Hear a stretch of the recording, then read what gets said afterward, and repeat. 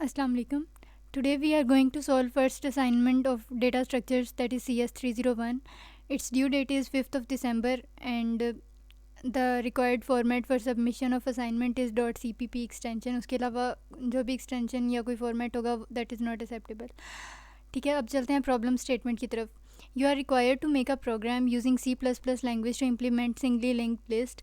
अब बेसिकली इसमें सारा प्रोग्राम जो आपने कोड करना है वो सिंगली लिंक्ड लिस्ट का है. इसकी कुछ डिटेल रिक्वायरमेंट्स हैं जो हम देखते हैं कि इसमें करना क्या है. सबसे पहले तो क्या कि हमने लिंक लिस्ट जो है उसका साइज़ डिसाइड करना है. और यहाँ पे उन्होंने कहा है कि ऐसी लिंक लिस्ट जो है वो आपने क्रिएट करनी है जिसका साइज़ जो है वो 15 to 20 के इन बिटवीन हो, लेकिन वो रैंडमली जनरेट हो. हम नहीं एग्जैक्टली डिफ़ाइन कर सकते कि जो हम लिंक लिस्ट बनाने जा रहे हैं सिंगली लिंक लिस्ट उसका साइज़ 15 है या 17 है और समथिंग लाइक दैट. कुछ इस तरह का हमने कोड करना है कि वो रैंडम हर बार जब भी हम उस प्रोग्राम को रन करें या यूज़र जो है वो रन करे तो हर बार 15 to 20 की रेंज में जो है वो आपके पास लिंक लिस्ट जो है वो डिस्प्ले हो जाए. ठीक है. अच्छा, अब उसके बाद यहाँ पे एज आई मैंशनड कि every time the program will execute a different number should be generated. ठीक है. नेक्स्ट आपने इसमें क्या करना है कि लिंक लिस्ट जो है क्रिएट हुई है फॉर एग्जांपल 15 to 20 के इन बिटवीन एलिमेंट्स की, तो उसकी उन एलिमेंट्स की जो क्वांटिटी है उनकी जो वैल्यू है अंदर वो 1 to 100 के इन बिटवीन होनी चाहिए. ना नेगेटिव इंटीजर्स होने चाहिए आपके पास, नेगेटिव नंबर्स नहीं होने चाहिए और ग्रेटर दैन 100 भी एक्सेप्टेबल नहीं है. ठीक है. नेक्स्ट है आपके पास display the last few elements of link list on console. अब जब आपके पास लिंक लिस्ट जो है सिंगली लिंक लिस्ट वो बन गई तो अब कंसोल क्या होता है, जो आउटपुट की स्क्रीन नहीं आपको शो हो रही होती डेव C++ पे हम जब प्रोग्राम रन करते हैं तो जहाँ पे आपको सारी डिटेल्स व्यू हो रही होती हैं उसकी आउटपुट की, तो वो कंसोल है. तो वहाँ पे क्या होना है कि फ़्यू एलिमेंट्स को डिस्प्ले करवाना है और कितने एलिमेंट्स को हमने उस रैंडम लिंक लिस्ट के डिस्प्ले करवाना है वो यूज़र जो है वो ख़ुद डिफ़ाइन करेगा. ठीक है. तो इसके लिए भी कोड अलग करना है. फॉर एग्जांपल अगर यूज़र 5 इंटर कर रहा है तो जो हमारी लिस्ट है 15 से 20 एलिमेंट्स तक की, उसमें से आखिरी 5 एलिमेंट डिस्प्ले हो जाएं. अगर यूज़र 8 इंटर करे तो आखिरी 8 एलिमेंट डिस्प्ले हो जाएं लाइक दैट. ठीक है. अब कुछ इंस्ट्रक्शंस हैं. आपने स्ट्रक्चर्स जो हैं वो यूज़ नहीं करने. नोड और लिस्ट की 2 क्लासेस हैं जिसके ये डेटा मेंबर्स होंगे, ये इसमें फंक्शंस होंगे. और इसके अलावा कुछ नॉन मेंबर फंक्शन हैं like friend, ट्रेवर्स and add nodes. और इसके अलावा ये ग्राफिकल रिप्रेजेंटेशन दिखाई हुई है कि सिंगली लिंक लिस्ट जो है वो इस तरह से सारी होगी. अब फॉर एग्जांपल यहाँ पे जो है उन्होंने कहा हुआ है कि यूज़र ने जो है वो 7 इंटर किया था. ठीक है. तो यहाँ देखें 1 2 3 4 5 6 7, तो जो आपकी सिंगली लिंक लिस्ट थी उसके आखिरी 7 एलिमेंट्स जो हैं वो कंसोल पे आपकी स्क्रीन पे जो है वो डिस्प्ले हो जाएंगे. ठीक है. अच्छा, अब सैम्पल आउटपुट भी जो है वो यहाँ पे शो करवाई गई है कि जब आपका प्रोग्राम जो है वो रन करे तो इस तरह की आउटपुट जो है वो डिस्प्ले होनी चाहिए. तो हम इसके मेन प्रोग्राम की तरफ चलते हैं. ओके. अब देखें यहाँ पे सबसे पहले हमने क्या करना है कि न्यू सोर्स फाइल आपने बनानी है. अब सबसे पहले यहाँ पे जो फर्स्ट 6 लाइंस हैं इसमें सारी हेडर फाइल्स जो हैं वो इंक्लूड की हुई हैं like standard input output dot H. इसी तरह ये standard C++, standard library, time और इनपुट आउटपुट स्ट्रीम. ठीक है. ये हेडर फाइल्स इंक्लूड करने के बाद यूजिंग नेम स्पेस एसटीडी, ये भी बेसिक सिंटैक्स है C++ का. अब हमने क्या करना है, हमने वेरिएबल्स डिक्लेयर करने हैं like using name space STD के बाद हम जब मेन प्रोग्राम की तरफ आ रहे हैं तो हमने वेरिएबल्स डिक्लेयर करने हैं. कौन कौन से जो हमें पूरे प्रोग्राम में जो है वो in different passage of time जो है वो चाहिए होंगे. अब सबसे पहले इंटीजर स्किप टिल. अब ये है कि ये हम आगे चल के देखते हैं. उसके अलावा इंट काउंट नंबर. अब काउंट नंबर की कितनी लिंक लिस्ट, तो एक टाइम पे एक ही लिंक लिस्ट जो है वो क्रिएट हो रही होगी और जब वो सारा ख़त्म हो जाएगा प्रोग्राम तो वो प्रोग्राम ही एग्जिट हो जाएगा. उसके बाद न्यू लिंक लिस्ट के लिए आपको न्यू जो है वो दोबारा से रन करना पड़ेगा. इसी तरह int number of last elements, ये कौन सा वेरिएबल है कि वो नंबर ऑफ़ लास्ट एलिमेंट जो यूज़र इंटर करेगा कि उसको कितने एलिमेंट्स डिस्प्ले करवाने हैं. उसके अलावा प्रिंट रैंडम्स. अब यहाँ पे देखें इंट लोअर, इंट अपर और इंट काउंट. अब ये क्या है, एज आई मैंशनड कि 15 to 20 जो है वो के इन बिटवीन जो है वो सिंगली लिंक लिस्ट के एलिमेंट होने चाहिए. तो ये वो हैं कि लोअर लिमिट 15 है फॉर एग्जांपल, अपर 20 है और इंट काउंट जो है वो 1 है लाइक 1 सिंगली लिंक लिस्ट जो है वो हम क्रिएट करने जा रहे हैं. ठीक है.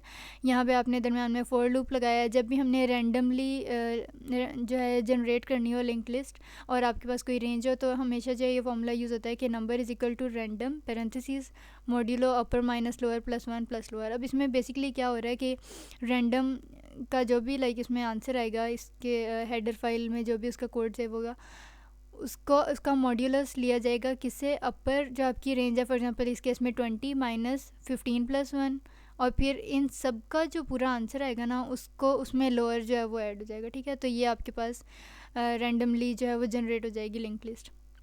उसके बाद हम क्लासेस की तरफ चलते हैं। क्लास एक नोड बनानी थी और एक लिस्ट, यहाँ पे जैसा कि मेंशन किया गया यहाँ पे एक नोड क्लास थी और एक लिस्ट थी, ठीक है। अब उसके बाद यहाँ पे उन्होंने हमें ये भी बताया हुआ था ना कि आपने जो इसमें डिक्लेयर करने हैं मेंबर्स, वो एक मार्क्स है और एक नोड है। मार्क्स की नेचर जो है वो इंट है बेसिकली, और इसी तरह नोड जो है वो पॉइंटर है और नेक्स्ट नोड जो है वो पॉइंटर है टूवर्ड्स नोड। तो आपने यहाँ पब्लिक में जो है वो डिक्लेयर कर दिया कि int marks and next point node is a pointer to node. उसके बाद लिस्ट पे आ जाएं। यहाँ पे कुछ प्राइवेट डेटा मेंबर्स हैं जो हमारी असाइनमेंट में मेंशन्ड हैं। उसके बाद पब्लिक में आ जाएं। यहाँ पे कंस्ट्रक्टर सबसे पहले कॉल किया। उसके बाद ट्रेवर्स। अब ट्रेवर्स यहाँ पे हम क्यों यूज़ कर रहे हैं, यहाँ पे देखें नॉन मेंबर फंक्शंस लिखा हुआ है ना, फ्रेंड ट्रेवर्स और ऐड नोड्स जो है वो हमने यूज़ करने हैं। अब ट्रेवर्स बेसिकली क्या करता है कि फॉर एग्जांपल अगर आपने कोई भी लिस्ट है आपके पास सिंगल लिंक लिस्ट और उसमें कोई एलिमेंट जो है वो हमने ट्रेस करना है, आइडेंटिफाई करना है, तो वो ओवरऑल जो है वो फर्स्ट नोड से फर्स्ट एलिमेंट से जो है वो इन्विजिलेट करना स्टार्ट करता है, सुपरवाइज। और क्या होता है कि till the node which we are going to find out, वहाँ तक जो है वो पूरा एग्जैक्टली एक एक नोड को ट्रेवर्स करता है, रिपीट करता है। तो ट्रेवर्स बेसिकली ये है जो हम इस केस में करने जा रहे हैं, ठीक है। अच्छा, तो फिर आपके पास आ गया वॉइड ट्रेवर्स और यहाँ पे आपने आर्ग्यूमेंट इसको पास किया इंट न्यू एलिमेंट। अब वॉइड मींस के जो पूरा ट्रेवर्स का यहाँ पे फंक्शन कॉल होने जा रहा है, ये वॉइड टाइप जो है वो रिटर्न करेगा। वॉइड मींस नथिंग, ठीक है। उसके बाद लाइक इसका सिर्फ फंक्शन का यही फंक्शन है इस फंक्शन का कि इसने ट्रेवर्स करना है, इसने पूरी लिस्ट को जो है वो एक बार गो थ्रू करना है, एग्जामिन करना है। अच्छा, अब उसके बाद यहाँ पे आर्ग्यूमेंट जिसमें पास हुआ है इंट न्यू एलिमेंट। अब न्यू एलिमेंट ये कौन सा है, क्योंकि हम जनरेट कर रहे हैं रेंडमली लिंक लिस्ट, तो हर बार जो है वो एक नया एलिमेंट जो है वो डिस्प्ले होगा, तो that is the new element. अब यहाँ पे अगर हम इसकी ब्रेसेस ओपन हो गई और यहाँ पे देखें हमने न्यू कॉल करना है नोड, और ये न्यू नोड जो है इसकी वैल्यू हमने स्टोर कर देनी है न्यू नोड में, इस न्यू नोड में। और ये वाला न्यू नोड बेसिकली क्या है, ये पॉइंटर है टूवर्ड्स द नोड। अब ये कैपिटल एन वाला ये जो नोड है ये क्या है आपके पास, ये क्लास जो हमने यहाँ पे डिक्लेयर की थी, ठीक है।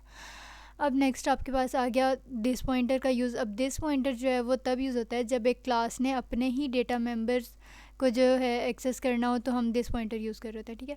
तो अब यहाँ पे क्या हुआ कि ये जो न्यू नोड है जो हमने बेसिकली पॉइंटर एक बनाया टूवर्ड्स नोड, तो इसने अपने ही मार्क्स और अपने ही नेक्स्ट नोड को एक्सेस करना है। अब ये मार्क्स और नेक्स्ट नोड कौन से हैं, यहाँ पे ये देखें हमने इसके क्लास नोड के पब्लिक सेक्टर में जो है इनको डिक्लेयर किया था, ठीक है।